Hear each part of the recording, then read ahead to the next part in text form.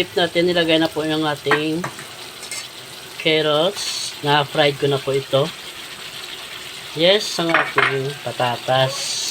Yan.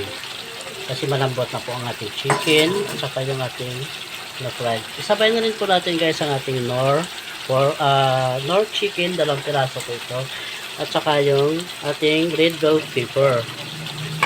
Third is, ilagay na rin po natin yung ating green peas na 3 dilata po ito. Madaling proseso lang po ito guys. Step by step lamang po ang kanyang ginagawa ni Mar para mabilis po maluto lahat. Sabay-sabay na po ito maluto. Yan. 3 pirasong dilata po ito na green peas natin guys. Next, isabay na rin po natin yung ating tomato paste para isa kapag halo na lang. Ayan.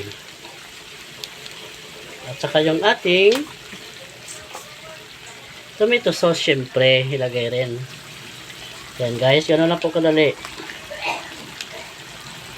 After this, haluin muna natin.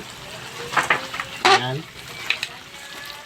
So yun guys, na-mix ko na po ito. Mag-add po tayo ng hot water. After this, takpan natin hanggat sa kumulo. So yun guys. Kaya iniksyan ko lamang po ang video ko. Kaya hanggang dito lamang po aking munting video. Maraming salamat po sa inyong panonood. Paki-like, share, and comments na lang. Thanks for watching.